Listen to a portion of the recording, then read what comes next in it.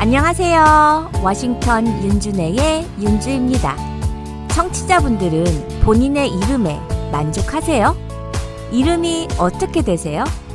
저의 이름은 아시겠지만 이윤주입니다. 본명이고요. 영어 이름은 제넷이에요. 저는 초등학교 4학년 때쯤까진 저의 이름이 남자 이름인 줄 알고 너무 싫어했어요. 당시 저희 반에 제가 부러워했던 친구들의 이름으로는 지영, 지혜, 지현, 이런 여성스러운 이름들이 어린 저에겐 너무 예쁘게 들렸었죠.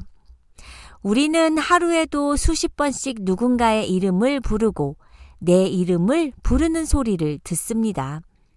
부모님이 지어주신 내 이름, 평생을 나와 함께 해야 하는 내 이름이 너무 촌스럽고 듣기 별로인 이름이라면 얼마나 싫을까요?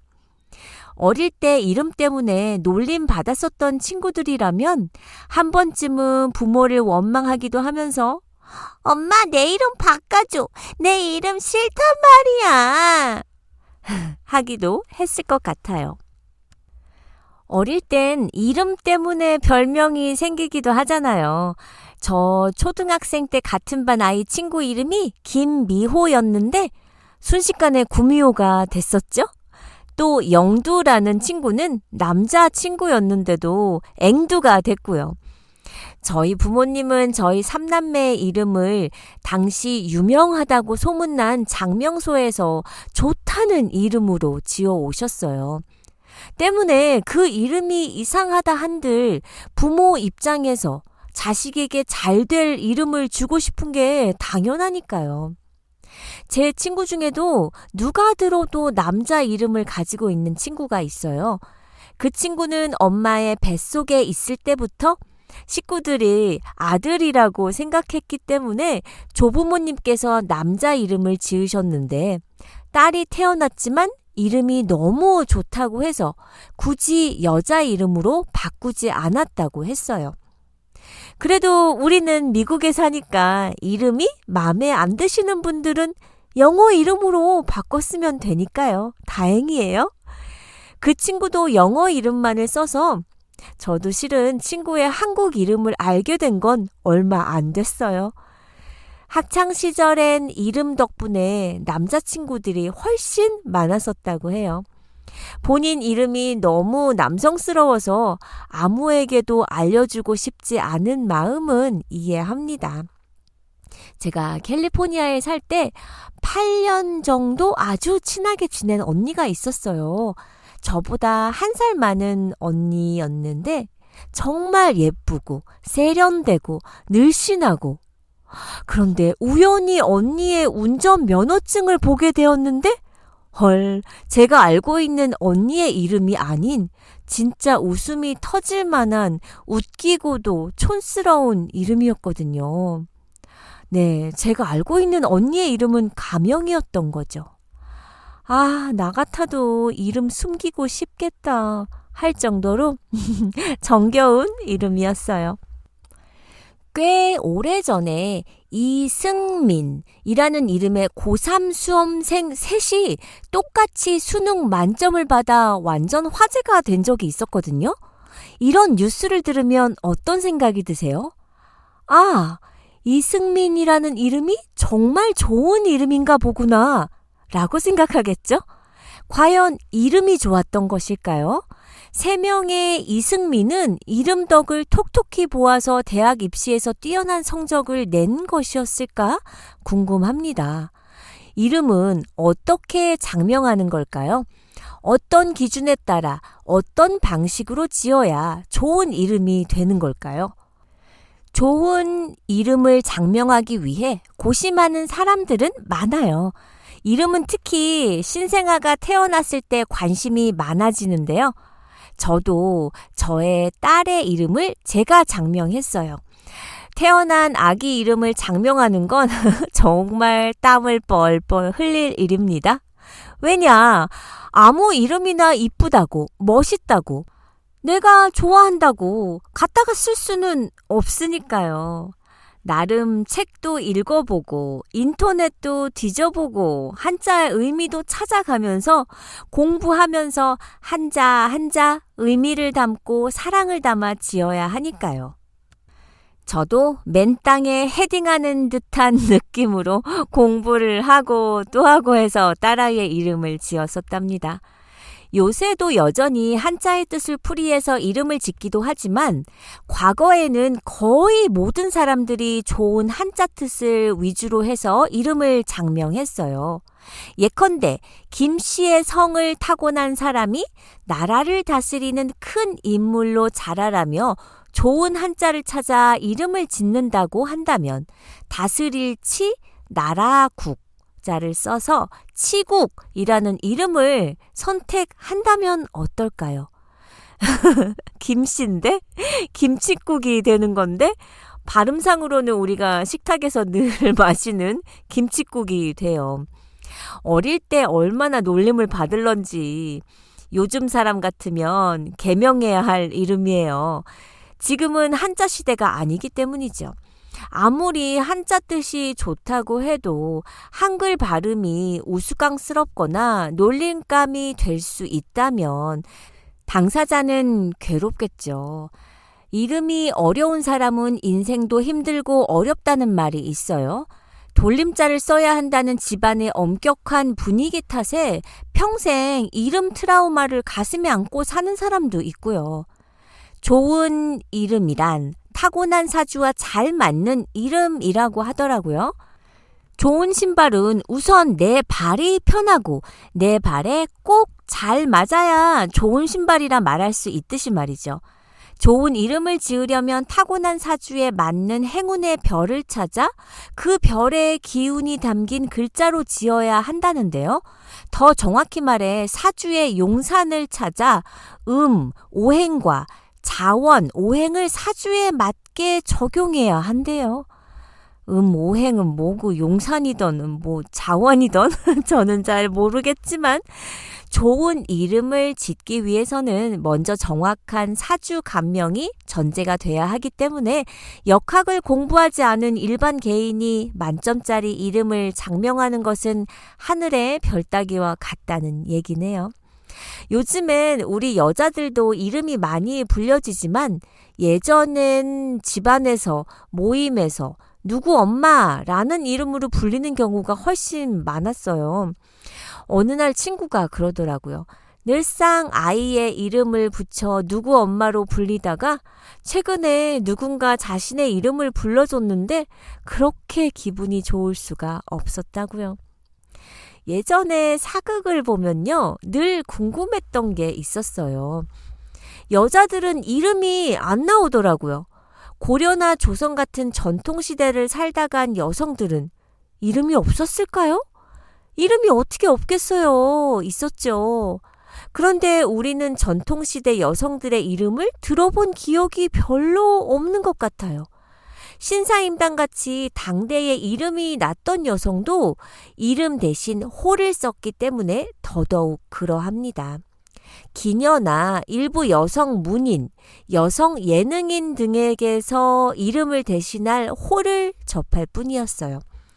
전통시대의 남성은 성년이 되면 관례를 치르고 자를 얻게 되는데 사람을 부를 때 자, 벼슬 이름, 호 등을 즐겨 불렀다고 합니다. 여성도 마찬가지로 계례를 치르고 나면 자를 가졌고 혼인 이후에는 누구 댁, 누구 실, 누구 집, 누구 어미 등으로 불리면서 이름을 부르지 않아도 아무런 불편함 없이 살았던 거죠. 특수계층을 제외한 일반 여성은 사회활동을 하지 않았기 때문에 이름을 사용할 기회가 적었겠고요. 족보에는 딸의 이름 대신 사위의 이름을 기록해서 여성의 이름을 확인하기는 더욱 쉽지 않았던 거예요. 그래서 전통시대 여성은 이름 없이 살았다는 섣부른 추측을 하기에 이르게 된 것이고요. 하지만 이름이 있었다 한들 그냥 막 지은 이름이 대부분인데 사극에 보면 자주 등장하는 여자의 이름들 중에 갓난이, 큰년이, 작은년이 이런 이름들 있잖아요. 저는 그런 이름들도 별명처럼 부르는 노비의 호칭인 줄로만 알았다가 진짜 이름이라는 걸 알고는 헐 깜놀했어요. 여자 이름뿐만 아니라 노비들의 이름들도 보면 너무해요. 노비는 토지나 가옥처럼 재산의 일부분이었기 때문에 주인의 뜻에 따라 팔거나 상속해 물려주기도 하고 선물도 할 수 있었고요. 서로 맞바꾸거나 빌려줄 수도 있었어요. 심지어 계집종을 팔면서 뱃속에 태아까지 값을 쳐서 받았고 그 가격은 말 한 필값보다 쌌다고 하니 노비는 말하는 가축이나 다를 바가 없는 존재였죠. 조선시대 매매문서에 기재되어 있는 노비들의 이름을 보면 노비의 주인들이 이들을 어떻게 대우하고 있었는지가 여실히 나타납니다. 대개 노비의 이름은 양반이나 양인의 이름에는 쓰지 않는 글자를 사용하였는데 강아지, 도야지, 두꺼비, 솔개, 복지, 송아지, 망아지 등은 주로 사내종의 이름으로 보이는데요. 이는 직접적으로 동물을 지칭합니다. 또 식물을 나타내는 설중매, 솔잎, 국향, 연화 등의 이름은 계집종에게 붙여진 이름으로 그래도 비교적 좋은 이름들이라고 할 수 있어요.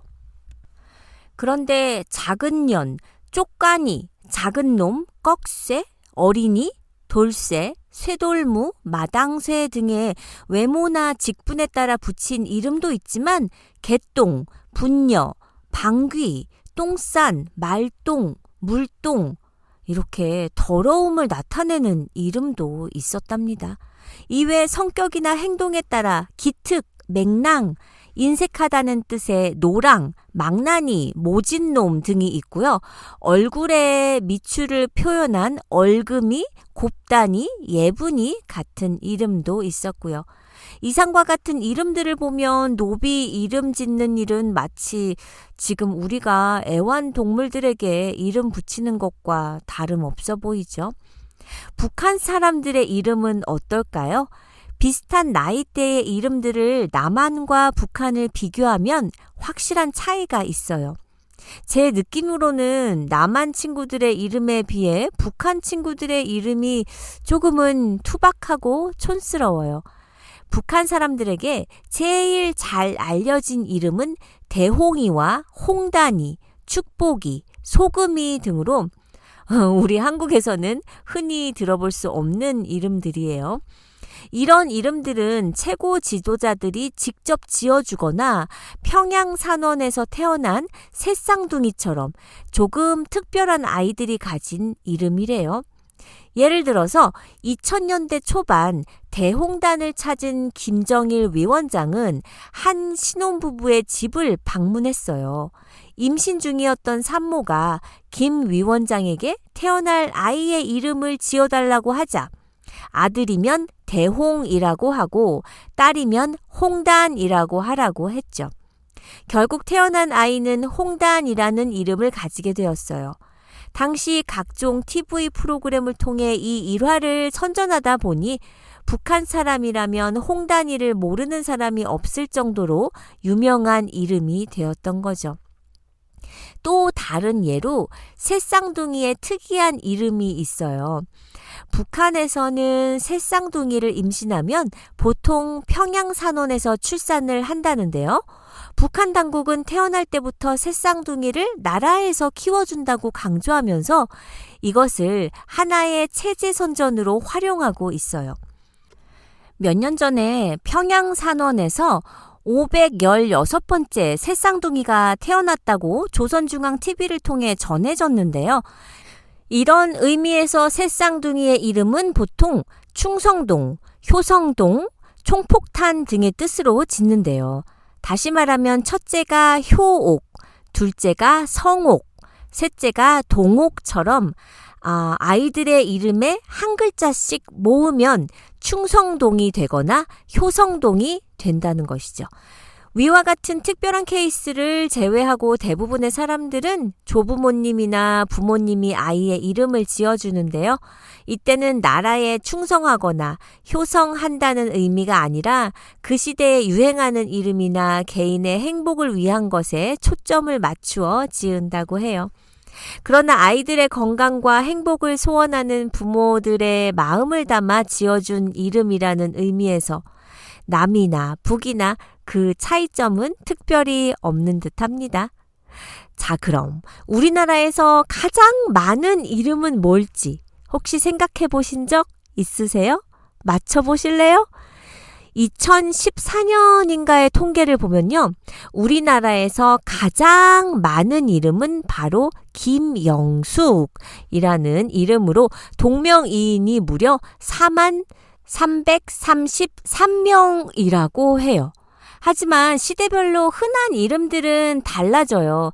예를 들어 1945년에는 영자, 48년엔 순자, 58년엔 앞서 말씀드린 유명한 영숙이 제일 많고요.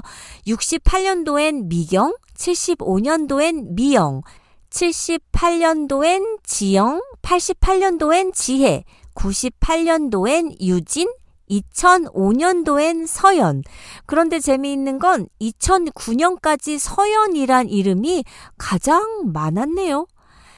남성의 경우 1945년부터 58년까지 영수라는 이름이 가장 인기가 좋았어요.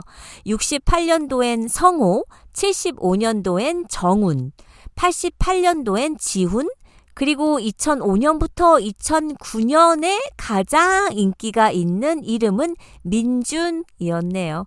이름에 관한 재미있는 사실 하나 더. 세상에서 가장 긴 이름은 독일의 하버트 블레인이라는 분의 이름인데요. 무려 746자예요. 우리나라에서 가장 긴 이름은 어떤 이름일까요? 2012년 기사에 따르면 한국에서 가장 긴 이름은 박, 하늘, 별님, 구름, 햇님보다 사랑스러우리. 이렇게 17자고요. 그 뒤를 잇는 글자 수로는 황금 독수리 온 세상을 놀라게 하다. 또 김온누리 빈모아 사름 한가하. 하늘빛 실타래로 수노와 등이 있더라고요. 독특하고 예쁘긴 하죠. 외우기는 힘들겠지만 줄여서 부르면 되니까요. 청취자분들 이름에도 운명이 있다 믿으시나요? 생년월일시로 정해지는 사주처럼 이름에도 삶의 유전자가 숨어 있다는 사실을 아는 사람은 많지 않습니다. 말이 씨가 된다라는 옛말처럼 이름도 힘을 가지고 있다고 해요. 개명 후에 삶의 변화가 이루어진 사람들을 통해 이를 극적으로 알 수도 있는데요. 어느 분은 수년간 다양한 점술인과 사주 역학자들을 찾아 사주가 좋다는 이야기를 숱하게 들었지만 현실은 사주와 달랐대요. 심신의 안정을 위해 종교, 명상센터, 심리상담 등 다양한 노력을 했지만 크게 달라지지 않아서 낙담하던 차에 어느 지인을 통해 알게 된 이름연구원에 방문해 이름풀이 상담을 받고 나서야 이름에 문제가 있음을 깨달았다고 합니다. 또 어떤 분은 타고난 사주가 정말 좋지 않아서 아내의 재물운 덕분에 살아간다라는 소리를 늘 듣고 살았는데 이름풀이 결과도 사주와 똑같았기 때문에 온 가족의 이름을 개명한 후에 그분은 사업이 잘 풀리고 평소 잃었던 자신감까지 되찾았다고 하네요. 대부분의 사람들이 타고난 운은 바꿀 수 없다고 말하지만 앞서 소개한 분들처럼 이름 때문에 사주와 전혀 다른 삶을 사는 경우도 있다는 거예요. 이름은 불러주는 순간 당신은 이름대로 살아라 라고 주문을 외우는 것과 같은 효과를 내기 때문이라고 합니다. 이와 같은 원리에는 장명 전문가는 되도록이면 법적 개명을 권하고 개명한 이름을 늘 사용하고 불리는 것은 물론 한글 사인을 반드시 할 것을 조언했는데요. 물론 과학적 증명된 얘기들은 아닙니다. 이름이란 평생을 함께하며 앞날을 윤택하게 이끌어 나갈 수 있도록 하는 인생의 이정표가 되기도 합니다. 타고난 자신의 몸, 자신의 체질, 자신의 외모, 자신의 성품과 잘 어울리고 자신의 사주와 운명을 보완해주는 이름이 좋은 이름이겠죠? 여기에 더해 부르기 좋고 듣기 좋은 이름, 시대에 뒤처지지 않는 세련된 이름이 좋은 이름이 되지 않을까 싶은데요. 옛 기록에 보면 공자는 정명순행이라 하여 이름이 바르면 모든 일이 순조롭다라고 했고요. 육아에서는 명체불이라 하여 몸과 이름은 하나라고 했어요. 불가에서는 명전기생이라 하여 이름에 모든 것이 있다라고 보았어요. 이처럼 이름 참으로 중요한 것 같죠?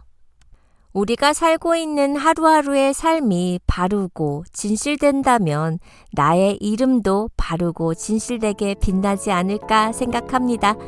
워싱턴 윤준의 여기서 마치고요. 우리는 다음 시간에 만나요.